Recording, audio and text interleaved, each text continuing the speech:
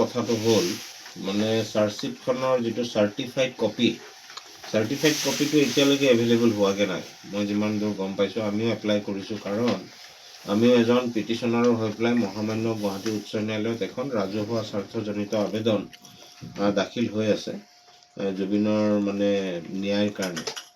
গতিকে সেইটো কাৰণে আমি বিচাৰিছিলোঁ চাৰ্টিফাইড কপিটো, কিন্তু এতিয়ালৈকে মানে লাষ্ট উইকলৈকে আমি পোৱাগৈ নাই।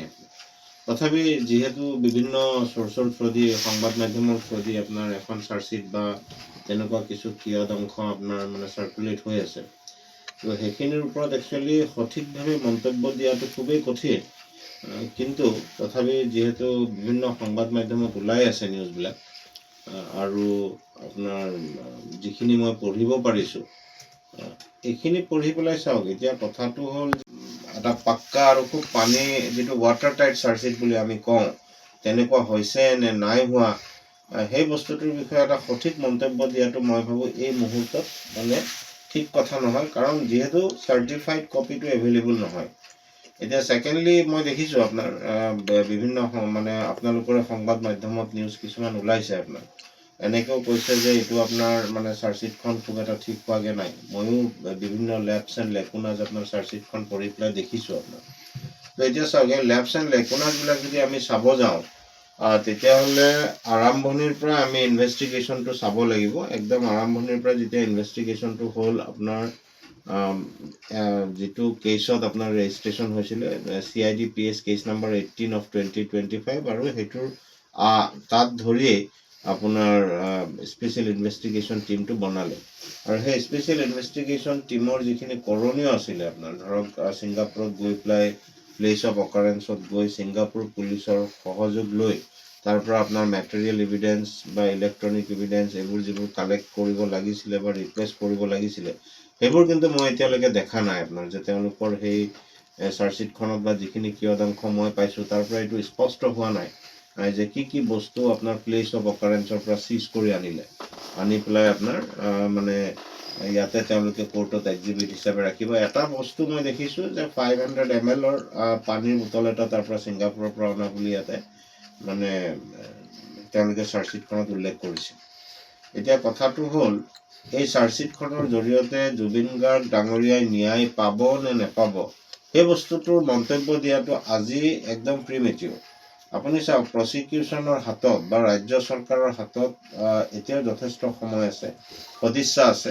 যদি তেওঁলোকে বিচাৰে, তেতিয়াহ'লে মই ভাবোঁ যে জুবিন গাৰ্গ ডাঙৰীয়াক এই চাৰ্জশ্বিটখনৰ জৰিয়তে আৰু যিখিনি আইনী প্ৰক্ৰিয়া আছে, হ'ব কাৰণে গৈ আছে, এইখিনিৰ জৰিয়তে যদি চেষ্টা চলাই যায়, তেতিয়াহ'লে এই চাৰ্জশ্বিটখনৰ জৰিয়তে নিশ্চয় জুবিন গাৰ্গ ডাঙৰীয়াক ন্যায় দিব পৰা যাব। এতিয়া যিবোৰ লেবছ এণ্ড লেকুনাজ আছে আপোনাৰ, সেই লেবছ এণ্ড লেকুনাজবিলাক মানে কাভাৰ কৰিব পৰা আপোনাৰ আইনত ব্যৱস্থা আছে, কিন্তু সেইটো ৰাজ্য চৰকাৰৰ সদিচ্ছা থাকিব লাগিব, SITৰ সদিচ্ছা থাকিব লাগিব। তেওঁলোকে আপোনাৰ যিটো ছিংগাপুৰ গভমেণ্টৰ লগত আমাৰ, আপোনালোকে জানে, ৰাইজেও জানে যে মিউচুৱেল লিগেল এছিষ্টেন্স ট্ৰিটি বুলি এখন ট্ৰিটি অলৰেডি তাতে কৰা আছে। এনেকুৱা ধৰণৰ ক্ৰিমিনেল যিবোৰ অফেন্স হয়, এনেকুৱা ধৰণৰ মানে কাণ্ট্ৰিৰ লগত, ছভাৰিন কাণ্ট্ৰি এখনৰ লগত, তাতে মিউচুৱেল লিগেল এছিষ্টেন্স ট্ৰিটিৰ জৰিয়তে আপোনাৰ তেওঁলোকৰ যিখিনি সাক্ষীবাদী হওক, ইলেক্ট্ৰনিক এভিডেঞ্চ হওক, মেটেৰিয়েল এভিডেঞ্চ হওক, বা আৰু ধৰক CCTV ফুটেজৰ পৰা আৰম্ভ কৰি গোটেইবিলাক ৰিকুৱেষ্ট কৰি ইয়ালৈকে আনিব পাৰে। আনি পেলাই সেই এভিডেঞ্চসমূহ আমাৰ ন্যায়ালয়ত আপোনাৰ চাৰ্জশ্বিটৰ জৰিয়তে প্লেচ কৰি সেই সাক্ষ্য প্ৰমাণসমূহ ইয়াতে ইউজ কৰিব পাৰে দোষীক শাস্তি দিবৰ কাৰণে। এতিয়া কথাটো হ'ল যে এই চাৰ্জশ্বিটখনত আমি তেনেকুৱা দেখা নাই আপোনাৰ এতিয়ালৈকে যিখিনি কিয়দাংশ আমাৰ হাতত পৰিছে। গতিকে এতিয়াও সময় আছে, যদি তেওঁলোকে বিচাৰে নিশ্চয় সেই বস্তুখিনি আনি পেলাই ইয়াতে সংলগ্ন কৰি এডিশ্যনেল বা ছাপ্লিমেণ্টাৰী চাৰ্জশ্বিট হিচাপে তেওঁলোকে দিব পাৰে।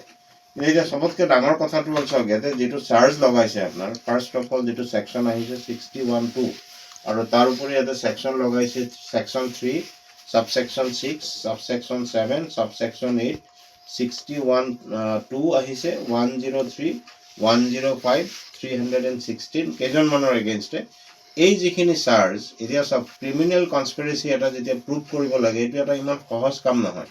যদি 6th Schedule অফ দি আমাৰ কনষ্টিটিউশ্যনখন পঢ়ি চায়, তেতিয়াহ'লে 6th Scheduleৰ যিখিনি এৰিয়া বা যিটো জগ্ৰাফিকেল এৰিয়া, সেইটো আমাৰ নৰ্থ ইষ্টাৰ্ণ যিকেইটা ষ্টেট আছে, বিশেষকৈ অসমৰ যিকেইটা অট'নমাছ ডিষ্ট্ৰিক্ট কাউন্সিল আছে, এইখিনি এৰিয়াকে 6 শিডিউলত অন্তৰ্ভুক্ত কৰি ৰাখিছে আপোনাৰ।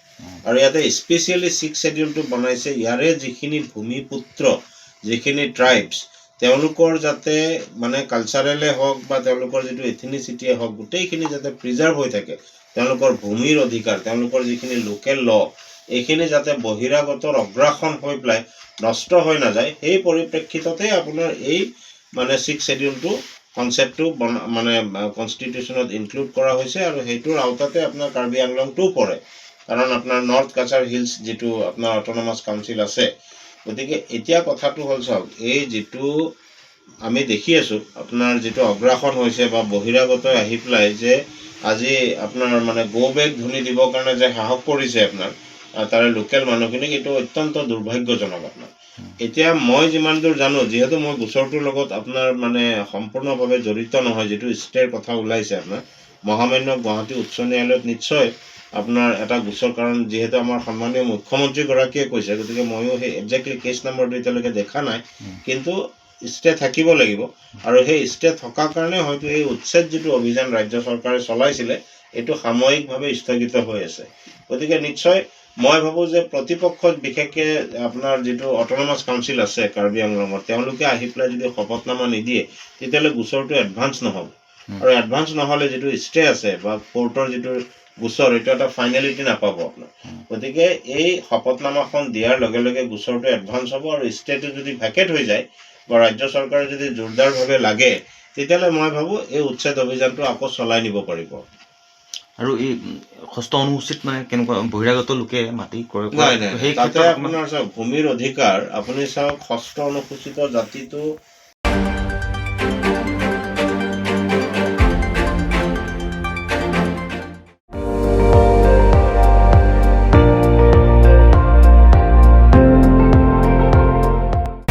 আপুনি চাই আছে ND24, সৰ্বশ্ৰেষ্ঠ নহয় সৰ্বোত্তমৰ দৌৰা।